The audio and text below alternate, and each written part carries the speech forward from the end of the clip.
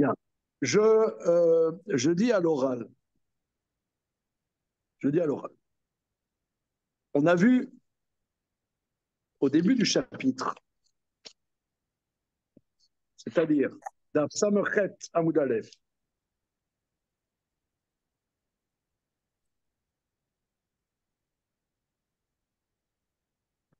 on peut reprendre dans Samechet Amoud Aleph. Franchement, j'ai froid. Ouais. Euh, oui, il y a un peu de froid. Là. Merci. La Mishnah nous dit, regardez, on prend la 4e ligne de Samechet Amoud Aleph. Roter meubar shebemaea mutar beachila.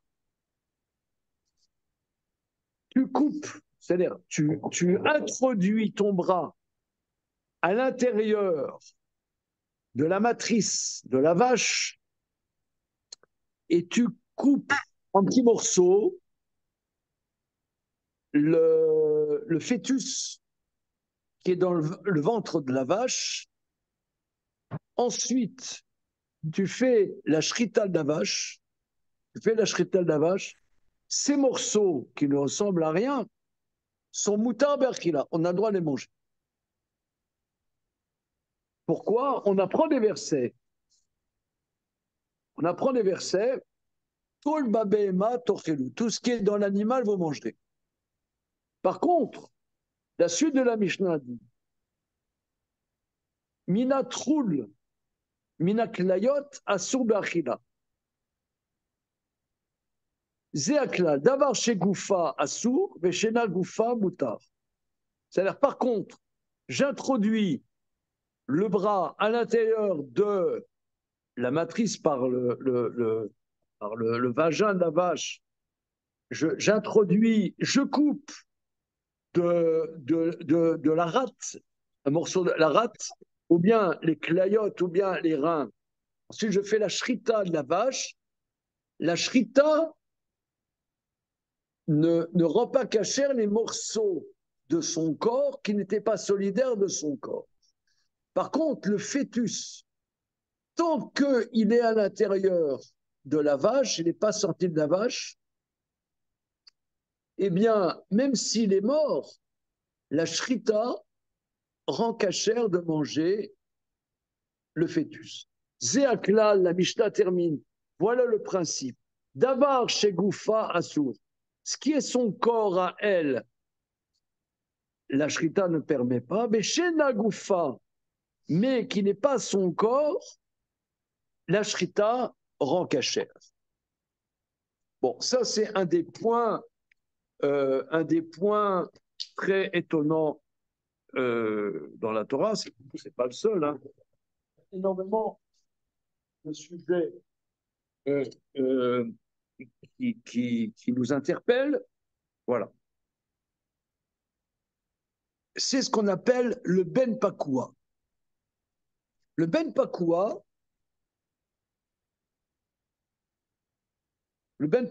je fais la shrita d'une vache ou d'une brebis ou d'une chèvre. Il y a un petit à l'intérieur. La shrita de la mère permet le petit. Je n'ai pas besoin de faire la shrita. Rabbiniquement,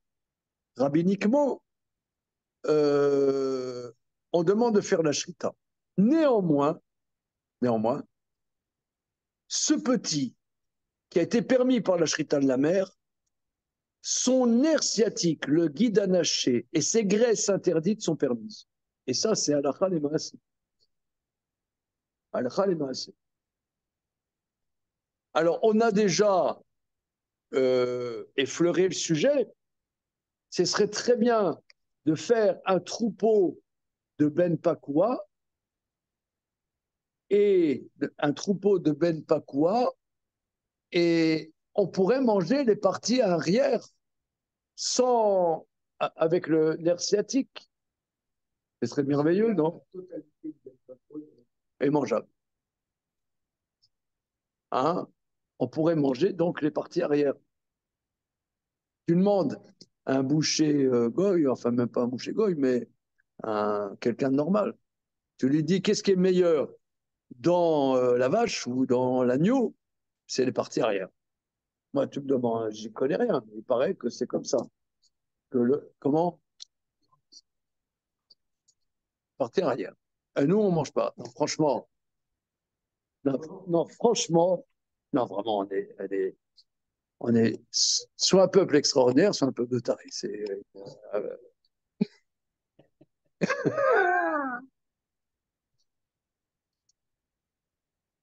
ouais, ok.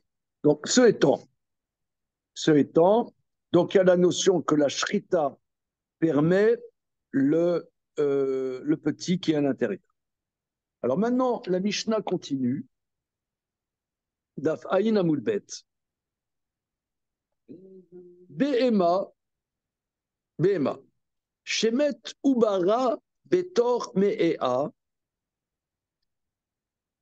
Donc un animal cachère dont le fœtus est mort à l'intérieur de ses entrailles.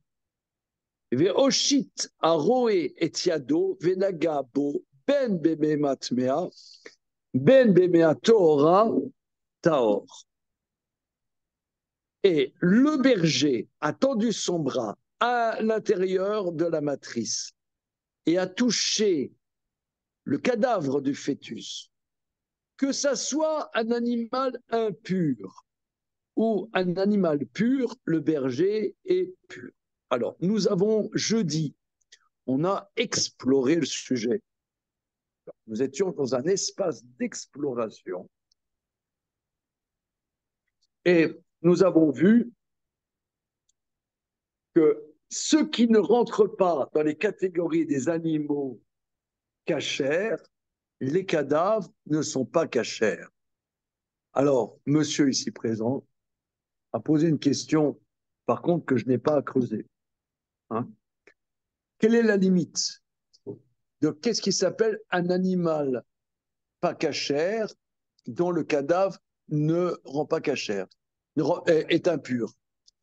Parce qu'on voit qu'il y a 8 bestioles dont le cadavre est impur. Or, dedans, par exemple, tu as un rat. Alors, a priori, ça devrait être dans la première catégorie. Pourquoi le besoin de le spécifier? Je ne sais pas répondre à cette question. Je ne sais pas. Bruce?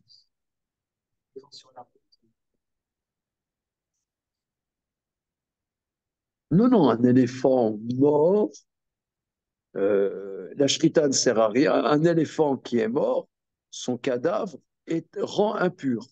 Maintenant, tu as le droit de te rendre impur. Hein, ce n'est pas un problème. Tu as le droit de te rendre impur. Comment? Les animaux qui ne rendent pas impurs.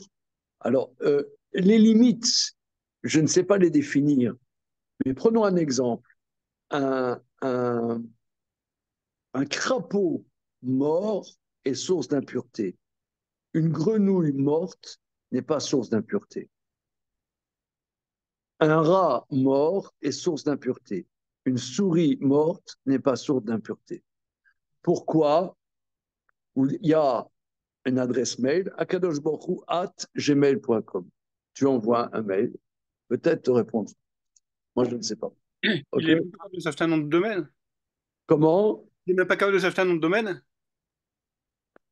Il faut qu'il renouvelle. Ouais, ouais. Il faut Gmail est qu'il gratuit, renouvelle c'est pour l'abonnement. ça.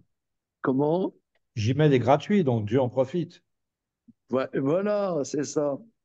Bien, Mais non, c'est parce que Gmail, c'est Dieu. d'accord. Bon, Ça peut être un sujet important, ça. vous réglerez vos problèmes entre vous. Alors maintenant, ici, le premier avis de la Mishnah nous dit, normalement, un fœtus mort est source d'impureté. Mais ce fœtus mort est à l'intérieur de la matrice, il n'est pas source d'impureté. Bien. Il y a deux problèmes. Si par exemple, c'est un fœtus d'ânesse, d'anon, d'accord? Un anon qui est mort à l'intérieur de l'ânesse, un anon crevé est source d'impureté. Donc là, le premier avis nous dit que tu tends la main et tu touches à l'intérieur de la matrice la non crevée, tu n'es pas impur, ni à titre de cadavre, ni à titre d'un non crevé. Enfin, voilà. Alors, Rabbi Yossi à Galili Omer, Batmea Tame Bateora Taor. Rabbi Yossi à Galili va limiter, il va dire, si c'est une espèce pure, le cadavre ne rend pas impur à titre de impureté de la mort, parce que c'est à l'intérieur, mais si c'est une espèce impure, eh bien, à titre d'espèce de cadavre d'espèce impure, même si c'est à l'intérieur, c'est impur. Alors, on va voir le raisonnement. Alors, nous avons vu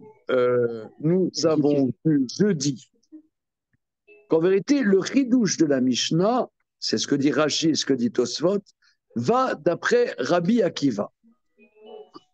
Parce qu'il y a un débat dans la Mishnah du Daf d'après, Daf Ain Aleph, Touma Belouya, Beloua, une Touma absorbée. Alors, il y a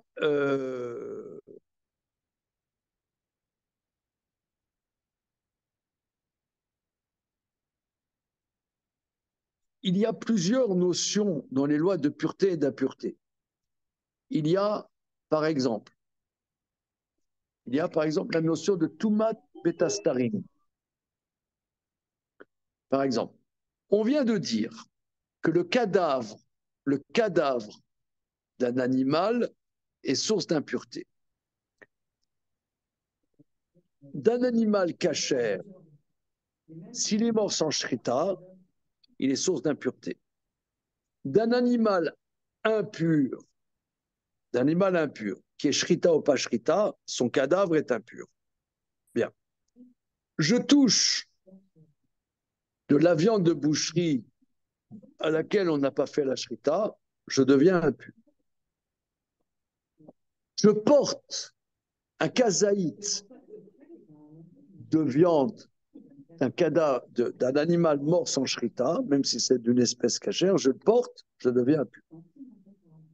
Par contre, un barbouze, par exemple monsieur, voilà, qui vient de Romainville, voilà, il a le profil, il me met dans mon arrière-gorge un kazaït de viande pas cachère qui me touche, mais dans l'arrière-gorge, je ne suis pas impur. Pourquoi? Parce que le contact est dans mes parties internes. De la même manière, excusez-moi, hein, on est dans l'étude de la Gemara, il n'y a pas de tabou.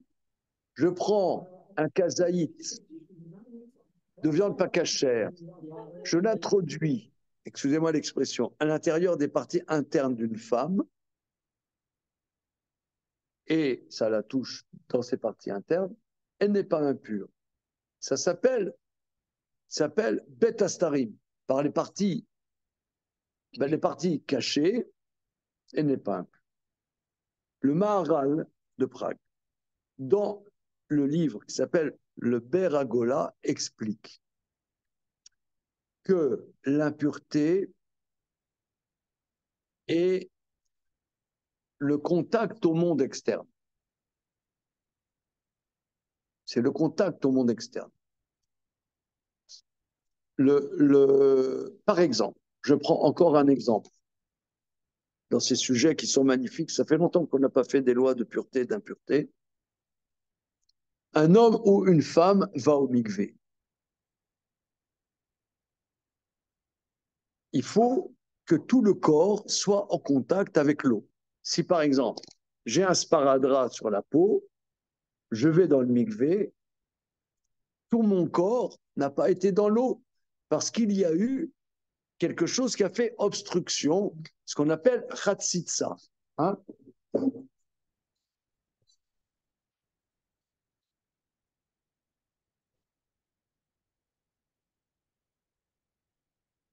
Ça fait écran.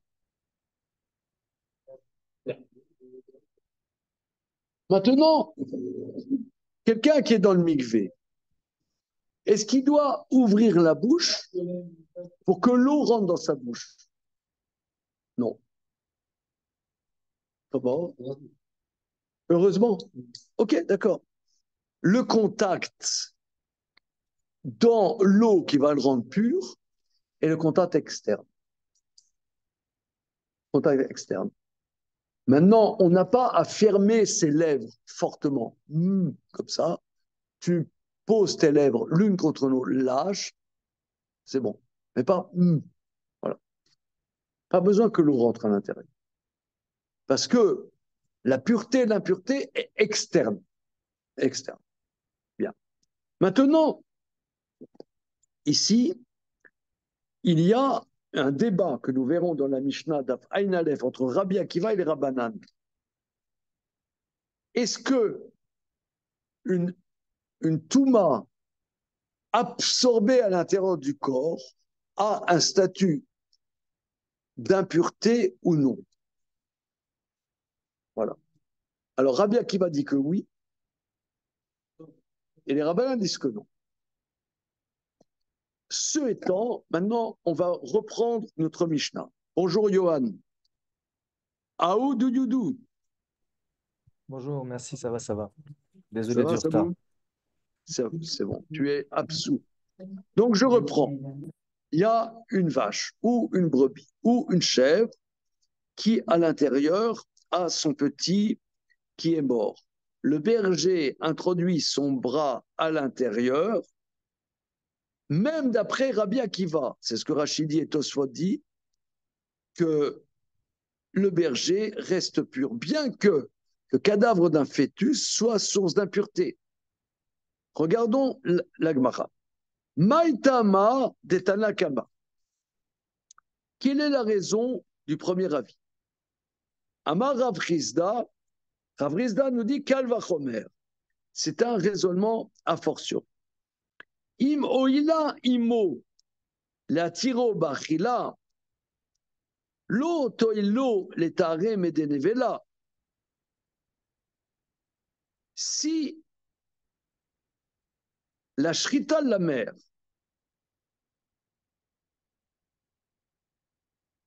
va permettre, si la shrita de la mer va permettre ce qui est à l'intérieur d'être d'elle-même beachila,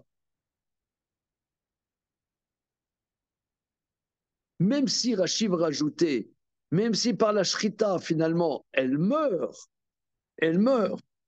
eh bien, ce qui est à l'intérieur est permis beachila. L'eau, toilo, est-ce que le fait qu'elle soit à l'intérieur des limites de la mer, est-ce que ça ne va pas permettre le rendre pur de l'impureté de Nevela? Regardons Rashi. Rav Rizda nous dit Kalvachomer. Klomar. Rashi, quand il dit Klomar, c'est qu'il y a une difficulté. Afilou les Rabbi Akiva d'Amar le Kaman Touma Beloua Kegonubar Bebae Isha Temea. Même d'après l'avis de Rabbi Akiva, qui dit plus loin, qu'une touma absorbée, par exemple, un fœtus qui est mort à l'intérieur de la matrice de la mère, eh bien, celui qui touche ce fœtus est impur. Mais ici, pas dans la femme, pas dans l'être humain, mais dans l'animal, il est beauté. À titre d'un raisonnement a fortiori. Im o ilalo mechitzat imo la tiro be'achila be'shritata. Si, et je pense que le mot-clé est ce que Rachid dit, si les limites de la mer permettent de manger le fœtus qui est à l'intérieur, afalpi sheumet, bien qu'il soit mort, l'eau toilo, qui chez Chayal est arôme et tamé, N'est-ce pas que si la mère est encore vivante, raison de plus, le fait d'être vivant va rendre pur le fœtus de ne pas rendre tamé. Voilà. Alors, ici, il y a Ça une marche que pour profondeur. des animaux. Ça marche que pour Comment? des animaux. Ça ne marche que pour des animaux cachers. Ça, Un c'est pour les animal. animaux cachers. Hein. Oui, Oui, mais c'est très bien. Le C'est ce que Tanakama, il l'Agmara parle va dire. aussi. Hein. Comment? Le Tanakama, il parle pas que des animaux cachers.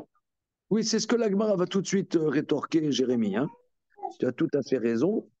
Alors, en tout cas, ici, on parle de l'impureté du cadavre de l'animal caché. Donc, je reprends le raisonnement. Je reprends le raisonnement. Nous avons vu dans la première Mishnah, d'Afsamochet Aoud Aleph, que si moi j'ai introduit ma main à l'intérieur de la matrice de l'animal et j'ai coupé le fœtus en petits morceaux, la shrita de la mère,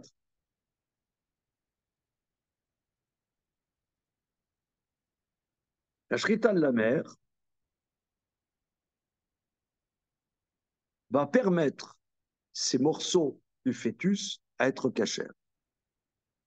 Bien qu'en vérité, la shrita, on a vu qu'un animal qui meurt sans shrita est impur. Mais la shrita, bien que cet animal soit mort, enlève son statut d'impureté. La mort est quelque chose qui donne de l'impureté. Mais la shrita, c'est un genre de joker qui enlève dans l'animal pur le statut d'impureté. Mais lorsque la mère est vivante et que le fœtus est l'intérieur, le fait d'être vivante est un élément supérieur par rapport à la shrita. Or, quand moi je coupe en petits morceaux le fœtus, il a un interdit normalement de Nevela. Eh bien, le fait que cette shrita va faire que cet interdit de Nevela n'est pas significatif parce qu'il est à l'intérieur de la mer. S'il avait sorti une patte, il n'est pas permis par la shrita de la mer. Le fait qu'il soit Bemeritsa Timo, bien qu'il y ait une dimension de mort et que la shrita enlève de cette dimension de Touma, si l'animal est vivant et que le fœtus est à l'intérieur, raison de plus que le fait d'être à l'intérieur, comme dit Rachid, Timo, raison de plus qu'il n'a pas de statut d'impureté. Ça, c'est le raisonnement de Raprista. Alors, j'ai envoyé un message à Marc et à Johan vendredi. Hein.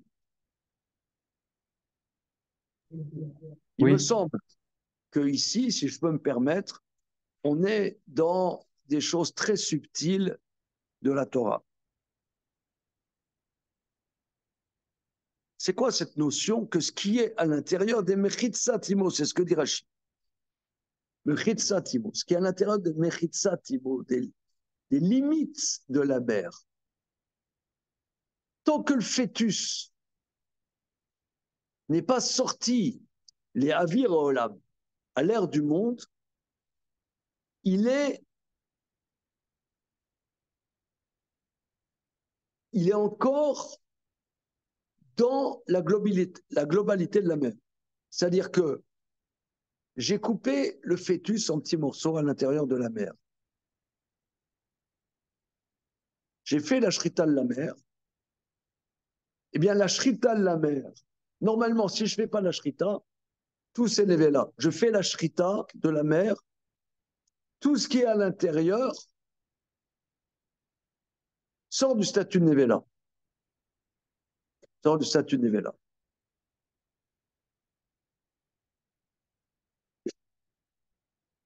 Bien qu'en vérité, c'est une évela puisque je l'ai coupé en morceaux. Moi, je dirais comme ça. Tant que c'est à l'intérieur de la mer, si je peux me permettre, il n'y a pas les notions d'interdit et d'impureté.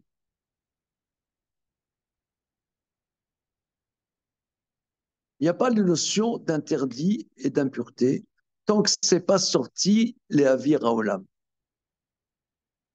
Je vais vous dire qu'est-ce que ça m'a suggéré. Hein. J'ai envoyé à mes compères, là, Marc et Johan, vendredi, mais je ne te l'ai pas envoyé parce que je voulais le dire oralement. Je préférais.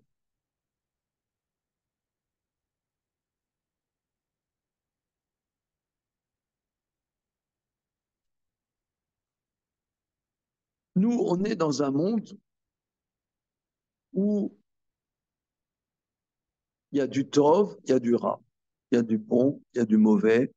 On doit définir. Ça, c'est cachère, ça, c'est pas cachère. On est dans un monde, olamazé, ce monde, on doit définir. On ne dit pas tout est dans tout et réciproquement. Il y a il y a des choses qui sont bonnes, des choses qui sont mauvaises. Il y a du vrai, il y a du faux. Il y a, tu fais un raisonnement, ce raisonnement il tient debout, ce raisonnement il tient pas debout. Il y a des limites. On s'appelle olamazé. On est dans un monde de limites. Mais tant que on n'est pas venu au monde, on n'est encore pas dans un monde de limites, on est un monde illimité. Il n'y a pas de pureté, d'impureté, d'interdit, pas d'interdit et de permis inside. La mer, elle t'amène au monde.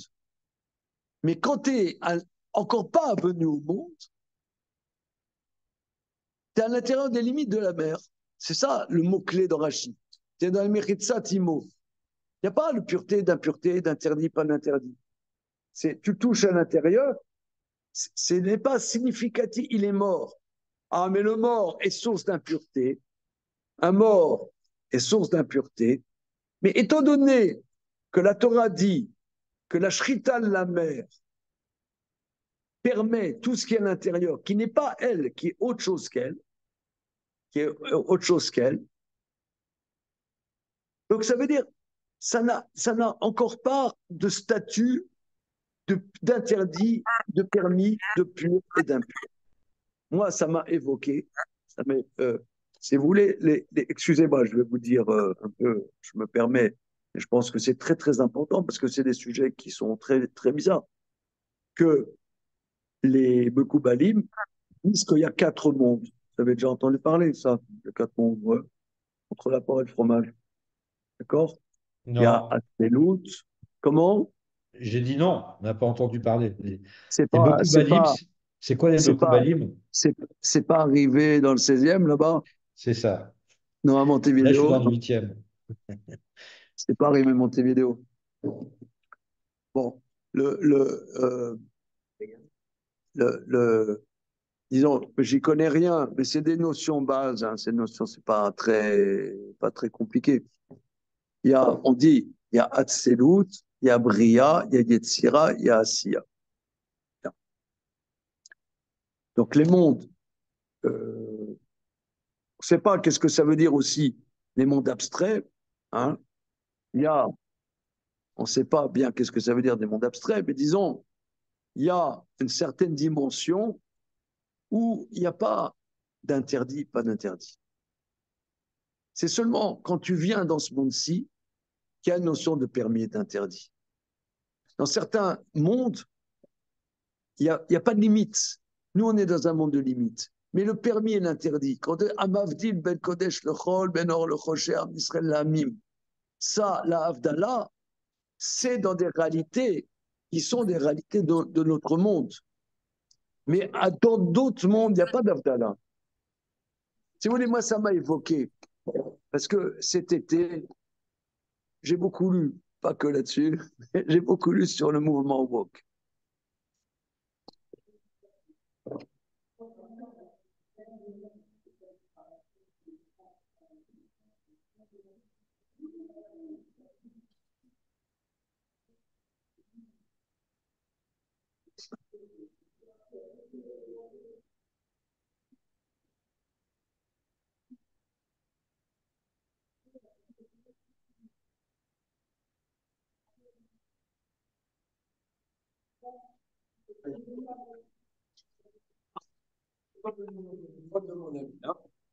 Alors, voilà. Alors, ouais, avec plaisir.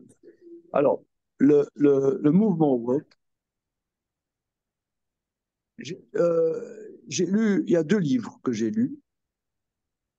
La religion woke de Blostein, vous avez, comment? Bronstein, qui est un très bon livre, La religion woke.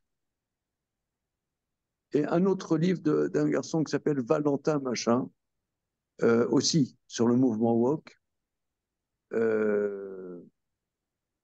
C'est pas des chefs-d'œuvre, mais non, c'est des documents, je dirais, des documents très intéressants. Je sais pas, vous regardez, je sais plus comment ça s'appelle, Réflexion sur le mouvement woke de Valentin, je sais plus comment. Ok. Donc, il y a énormément d'aspects dans le woke, mais disons, il y a un aspect d'une haine des limites. Il y a une haine. Une haine, ça veut dire quelqu'un, c'est un homme, non, c'est une femme. C'est une femme, non, c'est un homme. Par exemple, il rapporte là dans le livre Valentin, il y avait un mec qui s'appelle Schneiderman. C'est Pierre Valentin. Pierre Valentin, Pierre Comprendre la Valentin. révolution woke. Voilà, c'est ça, exact. J'ai lu ce livre, je ne l'ai plus avec moi, je l'ai passé à mon fils Simcha en Israël, ainsi que La religion woke. Très bien, et bien, hein, ce livre, Pierre Valentin, très bien, franchement. C'est un document, c'est pas un chef-d'œuvre du tout, mais c'est un document. Il rapporte qu'il y a un journaliste assez connu de gauche qui a eu son heure de gloire, qui s'appelait Daniel Schneiderman, Ouf. qui est, Ouf. qui est du 20e arrondissement. Non, non, mais il existe toujours, hein. Et il sévit toujours, Oh d'accord. là là. Alors, bon, le mec il avait fait, il y a quelques années, comment dire, Une une émission. émission, une émission où il y avait des intervenants, etc. Et c'est un livre de gauche. Et il a dit, c'est quand même bizarre que sur le plateau, il n'y ait que des hommes. Parce que lui, il prône une diversité, une mixité. Voilà. Et il y a un type, il a dit non, il y a moi. Voilà. Ah, tu connais ça? Oui. Ah ouais. Alors, il y a moi. Je peux te dire que Alors, le mec, le parangon du progressisme, le mec, il allait éclater de rire. qu'est-ce qui vous permet de dire que je suis un homme? Ouais. Ah, vous connaissez? Non, Ah, mais vous êtes plus cultivé que moi. Moi qui me Mais il faut target d'être le parangon de la culture qui s'étale comme la confiture. c'est vraiment sidérant. Vous êtes comment? Il faut que tu le vois, cet extrait. Il est vraiment sidérant. Ah, vous m'envoyez le lien. Je vais essayer de te le trouver. Ah, vous connaissez? Voilà, voilà. Alors, mais alors il rapporte ça, entre autres, hein, mais que, voilà. Mais, donc, il y a un aspect de, euh, par exemple, tu as Beethoven, tu as Mozart, et tu as le rappeur qui fait, excusez-moi l'expression, c'est prout. On va dire, tu vas dire, oui, mais c'est de l'art. Oui, peut-être. Qu'est-ce que l'art? Qu'est-ce que l'art? Alors, c'est de l'art. Mais en vérité, je me suis dit qu'ils ont une intuition d'une dimension illimitée. Excusez-moi l'expression, que cette intuition est vraie. Dire le wokisme, c'est dégoûtant ou c'est absurde, etc. C'est-à-dire que dans l'humain, d'ailleurs, vous pouvez remarquer que les promoteurs des différentes tranches du wokisme par exemple. Le spécisme, grosso modo, c'est Peter Singer, qui est un juif australien qui a lancé la notion de l'antispécisme. Le mouvement queer, c'est notre bonne Judith Butler qui l'a lancé, n'est-ce pas? Encore aussi la réhabilitation, réécrire l'histoire qui a été écrite par les dominants, mais réécrire l'histoire pour valoriser l'histoire du côté des dominés. C'est un type de Brooklyn qui s'appelle Howard Zinn. Donc là, Avec des Samfouri, juifs. qui était juif, c'est un juif de Brooklyn. Donc, Ouais. je me suis toujours demandé comment ça se fait que c'était des juifs qui ont lancé ces grandes catastrophes. Alors, tu rigoles, mais je pense que c'est des grandes neshamot. Non, non, mais je te parle sérieusement, et je pense que c'est le sujet, ici dans la Gemara. Je pense que c'est des grandes âmes, c'est des grandes neshamot, mais qui sont paumées. Ça veut dire qu'ils ont l'intuition d'un monde où il n'y a pas de limite, d'illimité. Et Dieu est illimité. Et nous, on est dans un monde de limites et on souffre. Alors, c'est vrai, on sait quelle est la différence entre un névrosé et un psychotique. Tout le monde sait par cœur. Hein, tu sais, tu connais ça. Non, non. Non, non, ça c'est Marc qui le connaît par cœur. Je ne veux pas te faire offense, Marc. Non, C'est mais que Olivier, c'est pas.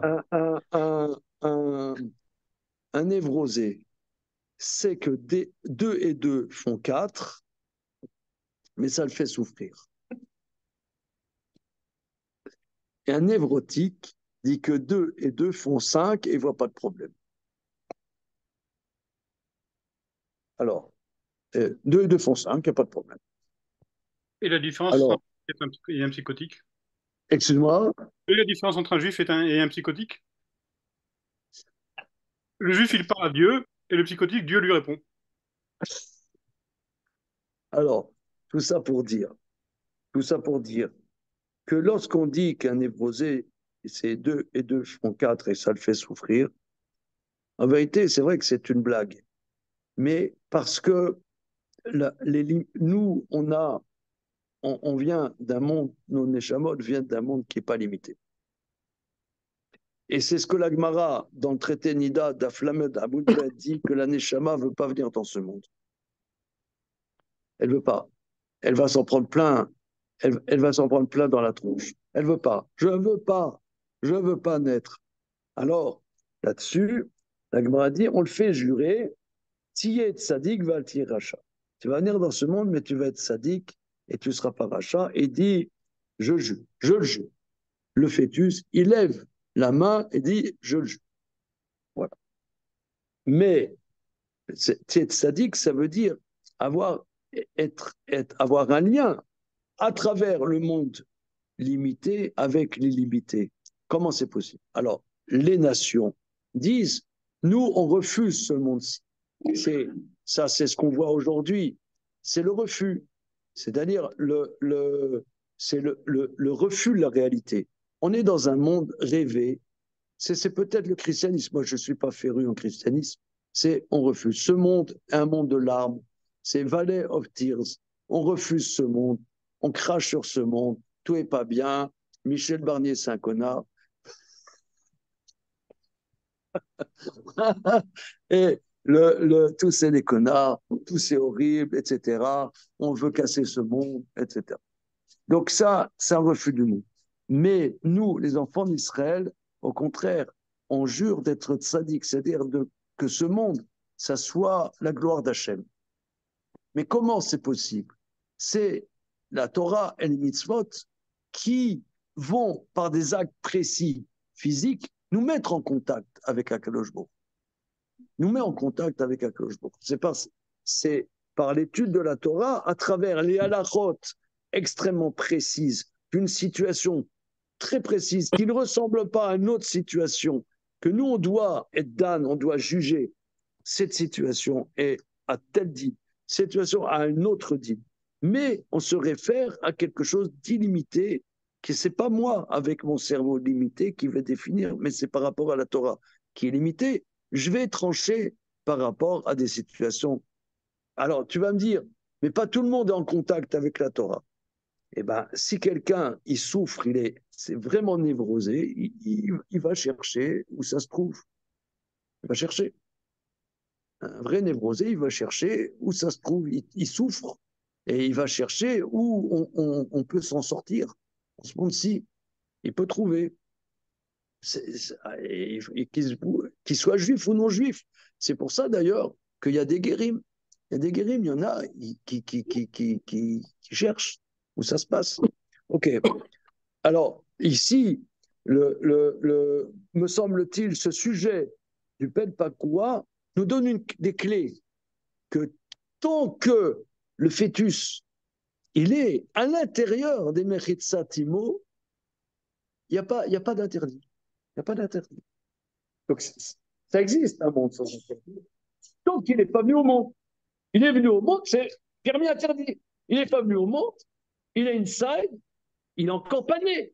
Encore pas né, il n'y a pas d'interdit.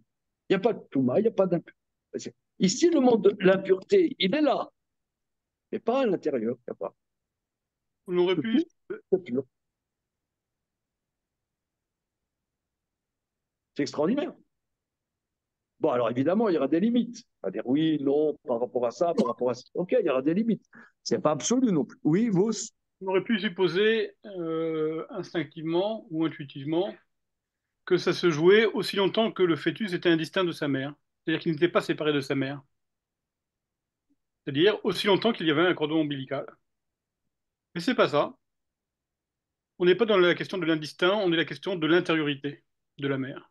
À l'intérieur même. Et, et je pense que c'est en fait un échelon supérieur, cette question de l'intériorité par rapport à l'indistinct. C'est à l'intérieur. C'est pas indistinct. C'est Oui, pas indistinct. Voilà. C'est pas indistinct. C'est pas qu'il est indistinct, c'est qu'il est à l'intérieur. C'est ce que dit Rachid. c'est ce Il est à que l'intérieur. je Entre dirais. parenthèses.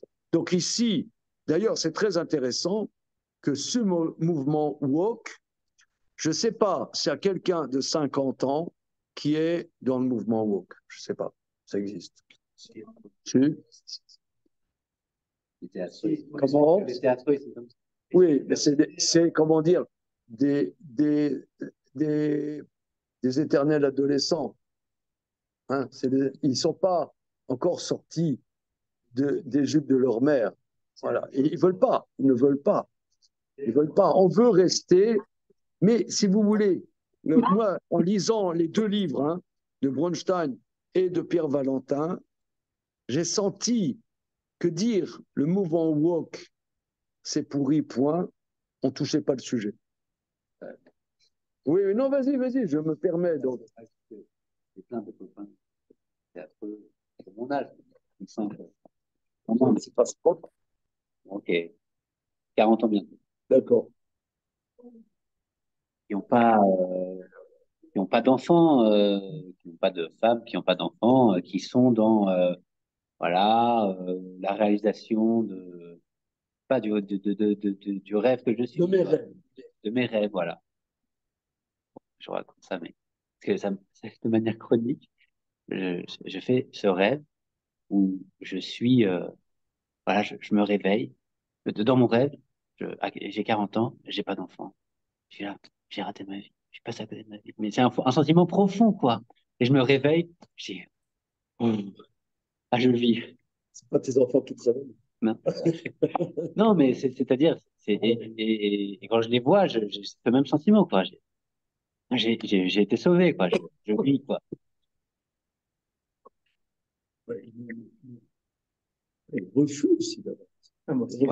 Ouais. Ils refusent d'avoir. Il y en a que amener des enfants dans ce monde, justement. Ouais. C'est le refus du monde. Les enfants, ça, Ouais. c'est beau. Oui, mais parce qu'il y a plusieurs choses qui sont super cool. C'est pas les mêmes idéologies finalement qui finissent par se rencontrer. Les gens veulent plus faire d'enfants parce que c'est mauvais pour la planète. Alors, ça vient percuter des idéologies comme ce qu'on appelle l'idéologie transhumaniste. Et ben, en fait, c'est que des carrefours, quoi. Les gens peuvent, ça permet toutes toutes les dérives. Mais là, c'est en train de rebasculer. Aux États-Unis, on voit que maintenant, toutes les grandes entreprises américaines, c'est bon, elles en ont tiré des leçons. C'est-à-dire, il y a les gens commencent à boycotter ces marques. Et en fait, Quelle marque? les grandes marques, là, c'était une grande marque de whisky, là, J'ai pas compris. ben, tout le mouvement woke est en train, ok, ça reste dans les universités, mais là, les grandes entreprises sont en train de mettre à la poubelle, on a appelé ça, il y a un grand mouvement qui s'appelle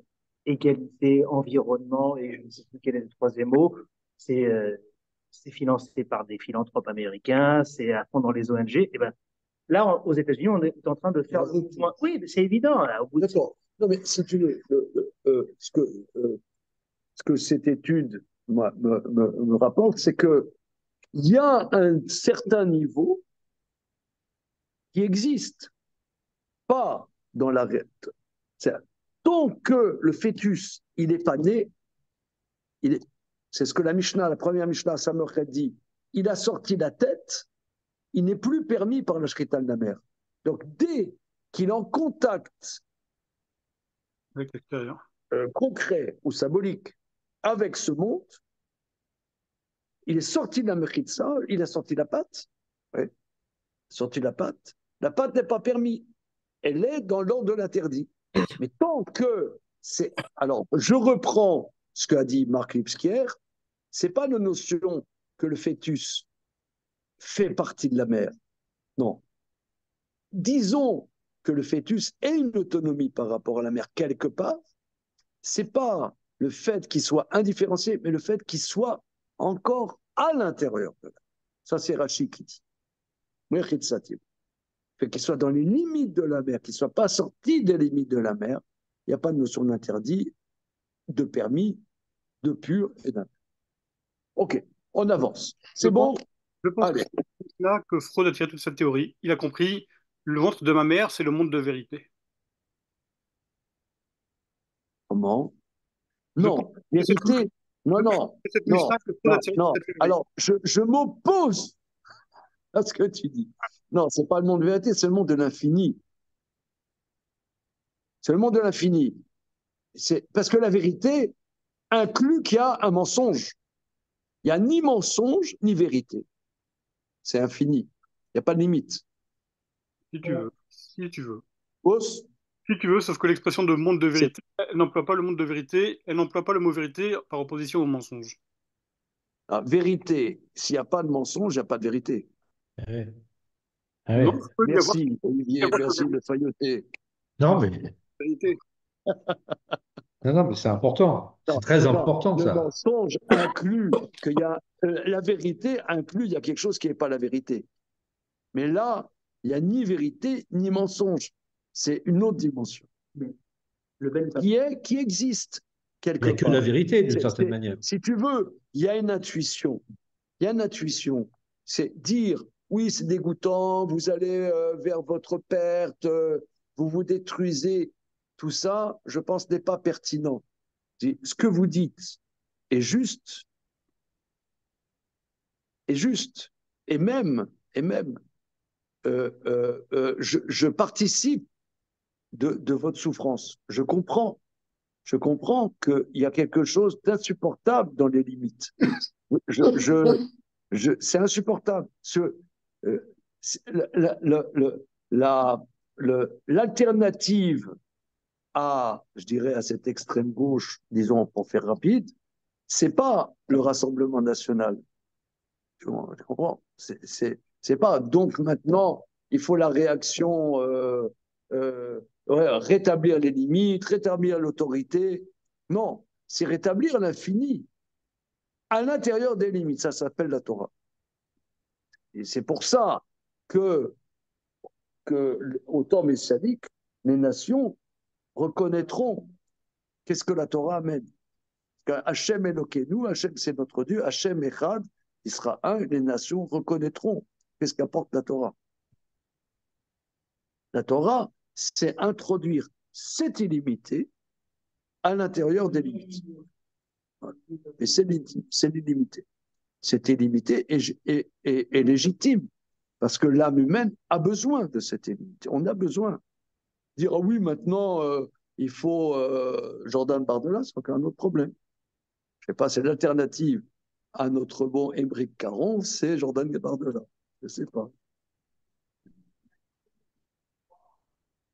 Hein? Je ne sais pas si c'est toi, là. Il faudrait vraiment l'inviter pour la prochaine fête de la Yeshiva. Comment Jordan Bardella? Non, non, Émeric Caron, il faut l'inviter au gala de la Yeshiva. Ah, le pauvre, il se suicide là. Bon. Alors, on y va, on continue. Ou plutôt, on commence. Alors, donc, comme a dit Jérémy Samuel, tout à fait à raison, tu as dit, mais tout ça, c'est pour un animal cachère où, effectivement, la shrita de la mer permettait. Mais un animal pas cachère, comment on le sait? La Gemara pose la question. Ashkachan bema Torah. Nous avons trouvé le raisonnement pour un animal pur.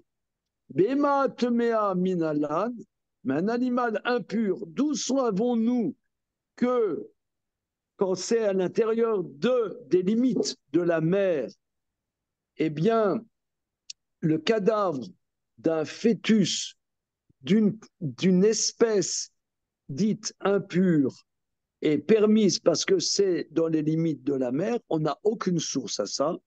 Amarkra, le verset dit. Alors, on l'a fait jeudi, hein, mais on l'a fait rapidement. Le verset est prolixe, il y a des mots en trop pour nous mettre en équèche. Ça, c'est l'animal tamé. Asher ilachem leochla, c'est l'animal pur. Itkash bema temea le bema torah.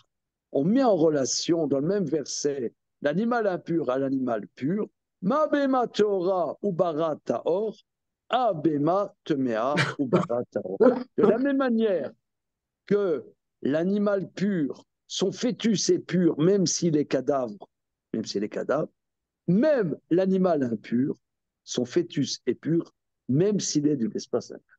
Donc ça, en vérité, c'est extraordinaire.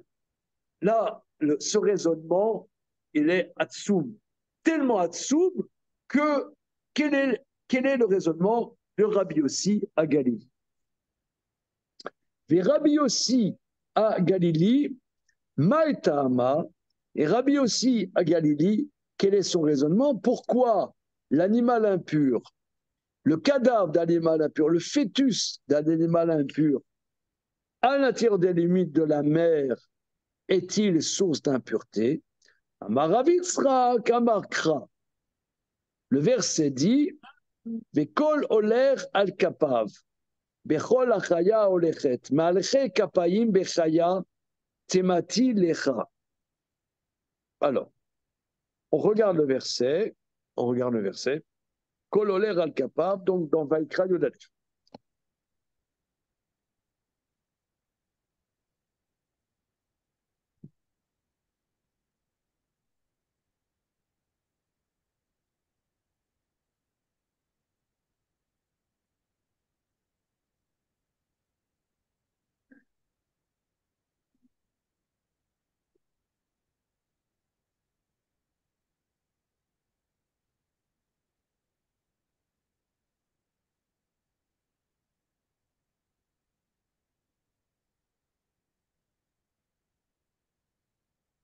Merci beaucoup.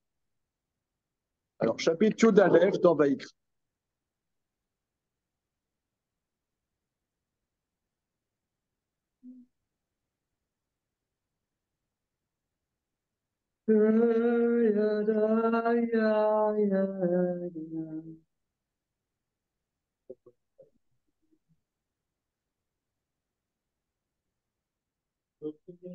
Ah,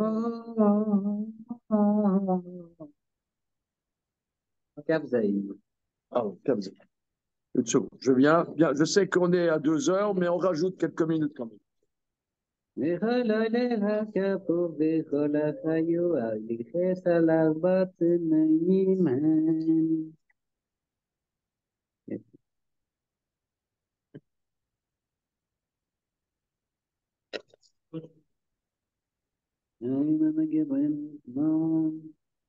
J'ai pas entendu là. On est où dans Vaïkra?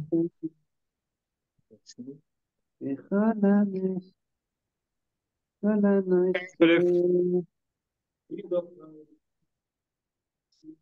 Redis. Veikra, Yud, Aleph. Pourquoi il a dit Kafzaïn?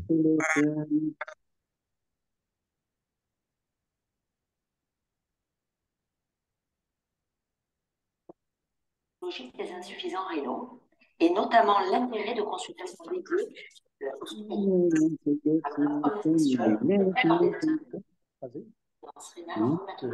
on va parler d'insuffisance. La population est vieillissante et que nos nations.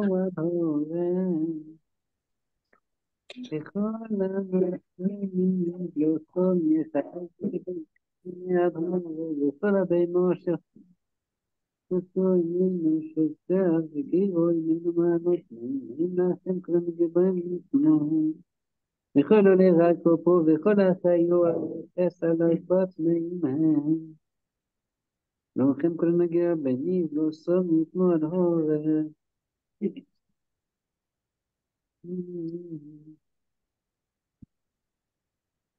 Ok. Alors, Kafzaïn, c'est bon? Vekol oler al kapav, vechol achaya oleret al arba, tmeim em lachem, kol anogea benivlatam itma adam. Tout ce qui va sur ses paumes.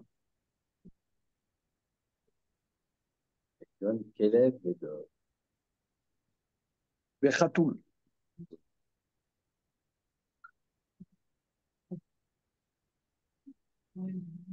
Voilà, le chien, l'ours, le chat, Tmeim em lachem, c'est impur pour vous. Il va sur quatre pattes. Hein? Alors, qu'est-ce qu'il voit de ça, Rabbi Yitzhak? Malché kapayi bechaya timati lecha.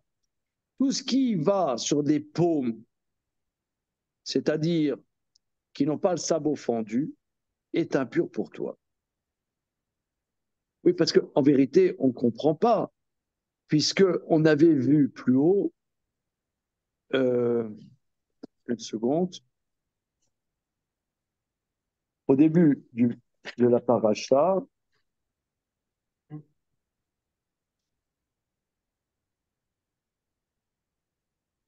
oui, on voit le pasuk chet.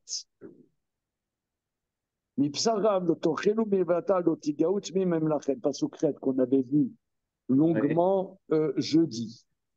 De ces animaux, soit qui ne ruminent pas, soit qui n'ont pas les sabots fendus. Oui. Donc on le sait déjà. Donc pourquoi c'est répété? C'est répété pour te dire quand c'est Bemaïmo. Ah. Ok.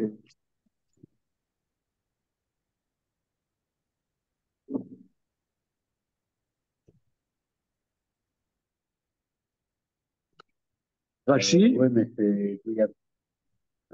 Malché al-Kapav, je suis dans Rashi, Oler al-Kapav, Shen par Sotav Zdukot, que les sabots font. Malché Kapayim Bechaya, Betor Gufa, Sheba Chaya, Dainu Ubar, Tame, Bemai Ibo. Tevati Lecha Mishum Neva, Dirti, Besefe, Anoga, Benjav. C'est-à-dire, c'est répété. C'est répété parce qu'on le savait déjà dans le Pasuk Kret. Pourquoi c'est répété? C'est un peu sous-entendu dans le verset. Pourquoi? Kavzaï? Bechaya et Betor Chaya. C'est ça qu'il veut dire, Rashi là. Ah. Bechol oler al kappa bechol achaya. Ah, bechol achaya. Dans tout ce qui est vivant. Donc le oler al kappa à l'intérieur de l'achaya. Alors si c'est ça, le porc, il ne va pas al kappa, il a le sabot fendu. Il ne rumine pas.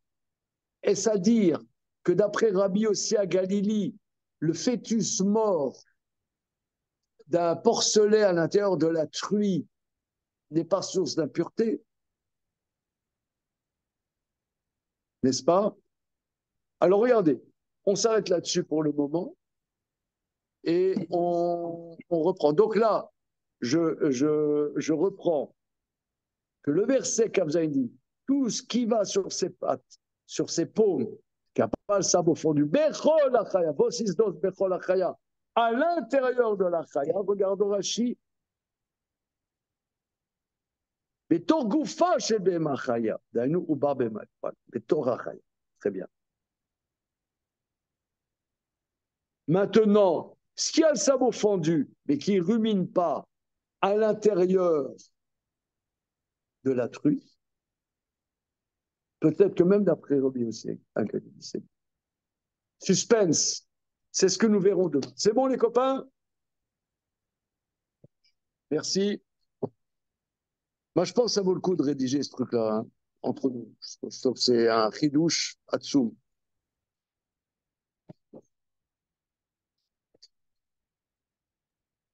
Au revoir, merci.